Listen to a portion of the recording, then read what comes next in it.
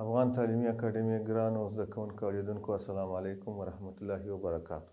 خدای دې وکړي چې جوړ روغ او خوشحاله اوسئ. دا د نن ورځې درس موضوع مو ده د نهم ټولګي د ریاضي مضمون چې هغه دی د مستقیمې کرښې میل او د موازي کرښو میل او د عمودي کرښو میل چې پر همدې باندې موږ تاسې نن بحث کوو. اول راځو موږ تاسې میل تعریفوو چې د مستقیمې کرښې میل څه ته وایي. د مستقیمې کرښې میل که چیرې موږ یو مستقیمه کرښه لوړېدله یا کښته کېدله دې ته خپله میل وایي، یا د اکس د محور د مثبت جهت سره زاویه رامنځته کړي دې ته هم میل ویل کېږي.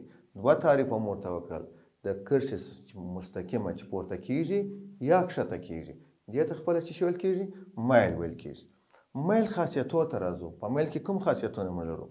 که چیرې موږ تاسې ته که میل مثبت راووتی نو کرښه پورته خواته حرکت کوي. که میل منفي راووتی کرښه کښته طرف ته حرکت کوي.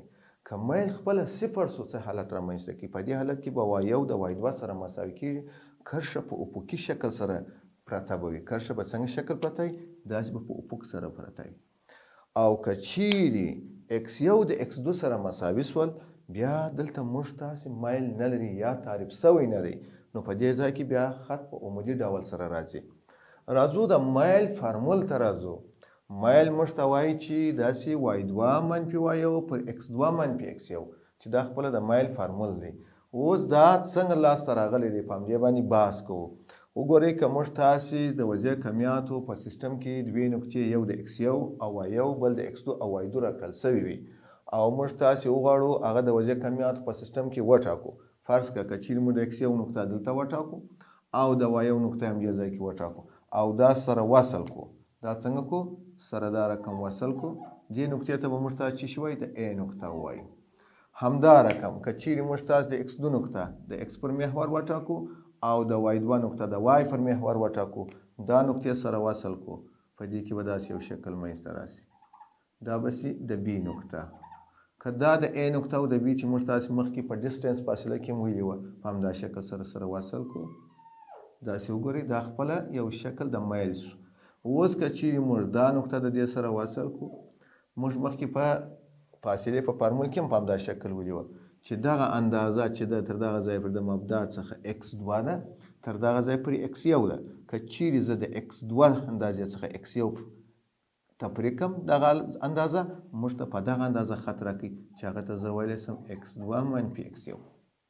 همدا رقم که چیرې دې فاصلې ته موږ وګورو تر دغه ځای پر د مبدا څخه دا y2 ده، همدغه فاصله یې y1 ده. که چیرې زه د y1 فاصله دومره ځینې کته کړم یعنې تفریق یې کړم موږ ته دونه اندازه راکوي y2 منفي y1 چې دا خپله دا اندازه د دې سره موازي پرته ده. نو موږ دې ته ویلی شو چې y2 منفي y1. که وګورو دلته یو زاویه رامنځته شوه، که دې زاویې ته موږ تاسې یا الفا یا ټیټا یو زاویه مثلا ووایو، دلته خپله دا میل خپله ټینجنټ دی. ټینجنټ موږ تاسې په مثلثاتو په نهم ټولګي کې هم لرو ویلی شو. نو اوس تاسې مقابل عضله چې پر مجاور عضله باندې تقسیم کوي دې ته خپله میل ویل کېږي. یعنې د میل تعریف داسې دی که چیرې موږ تاسې وګورو دا مقابله ده دا مجاوره ده. میل خپله ټینجنټ دی، یعنې ټینجنټ د ټیټا که ونیسئ هغه موږ ته وایي مقابله پر چا باندې؟ پر مجاور عضله. نو خو تاسې وګورئ که چیرې د ټینجنټ ته موږ میل ووایي، میل خپله ټینجنټ دی، نو دلته مقابله مو څه ده؟ y2 منفي y1 پر x2 منفي x1 چې دا خپل د میل فارمول سو موږ ته په لاس راکړي. اوس که موږ ته یو مثال راکړي چې د دغه میل د دغه نقطو پیدا کړي، یوه نقطه یې راکړ د 3.5 بله یې راکړ د 4.6. څنګه کولی شو چې موږ یې میل لاسته راوړو؟ د دې دپاره موږ تاسې فارمول دا لرو، د میل دپاره موږ فارمول لرو. که چیرې وګورئ دا x1 که دا یې x2 که دا یې y1 که دا یې y2 که. که موږ تاسې اوس دا نقطې راواخلو دلته په فارمول کې وضع کړو موږ ته به میل په لاس راکړي. مثال ته وګورئ دلته څو دي؟ 6. که موږ 6 ونیسو د y1 پر ځای څو ورته کښېږدو؟ 5 نقطه او د x2 پر ځای باندې 4 نقطه موږ تاسې کښېږدو. څو نقطه کښېږدو؟ 4 نقطه. د x2 پر ځای باندې څو نقطه ده؟ 4 نقطه منفي او د x1 پر ځای 3 نقطه کښېږدو موږ تاسې به 1 پر 1 باندې راکړي چې دا به مساوي سي په څو سره؟ دا په 1.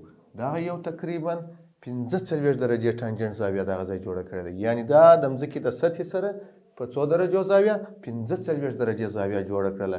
دا که موږ تاسې وګورئ یو تعمیر چې موږ جوړوو کوم وخت چې یو زینه پورته کوي که چیرې زاویه هر څومره پراخه وي په هغه اندازه سره زینې ډېرې په تکلیف څوک پکې پورته کېږي او که چیرې زاویه ډېره کوچنۍ وي نو زینې په هغه اندازه سره ډېرې وسع جوړېږي. نو دا یو د ځمکې د سطحې سره څو درجې زاویه جوړ کړل 45 درجې زاویه جوړ کړل. دې مایل راځو په دې ځای کې موږ تاسو ته یو بل مثال هم راکړی دی.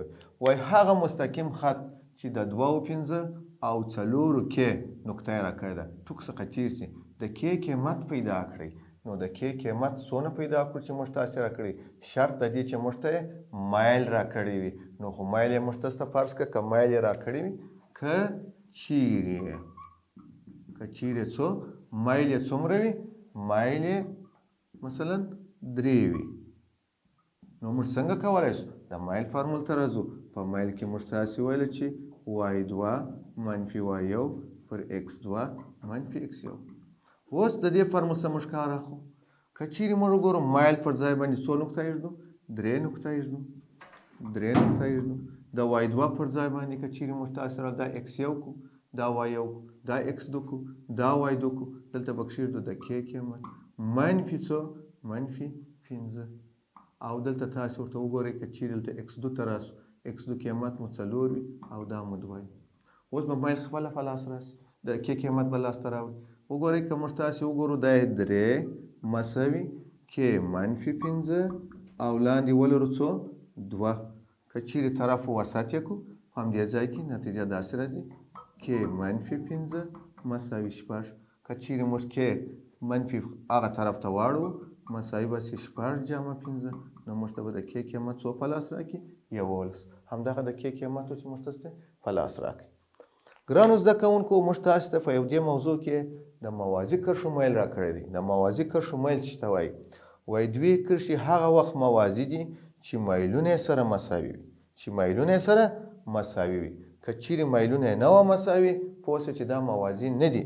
مثلا که موږ ته یو مثال راکړي وایي که چیرې د دلتا یو مستقیم خط 2 او د بي نقطه منفي 6 منفي 11 او د دلتا 2 خط منفي 4 منفي 6 او د ډي نقطه یې راکړې وي 3 څخه اړیکې ولري تاسې به وګورئ چې دا میلونه سره موازي دي. دا کرښې په موازي وي که به څه ډول وي. موږ تاسې راځو بیا یې فارمول ته ور اچو.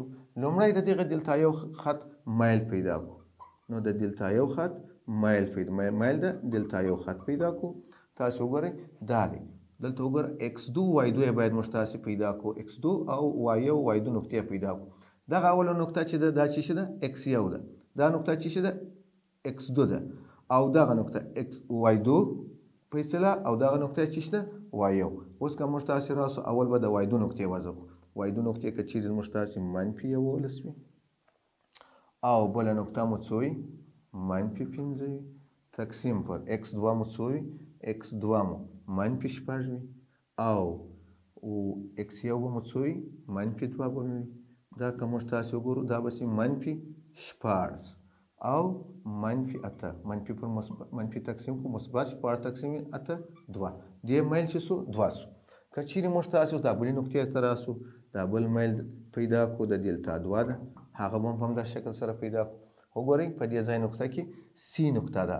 سی نقطې ته اول د x1 وایي دې ته x2 وایي y1 وایي دې ته x2 دې ته y2.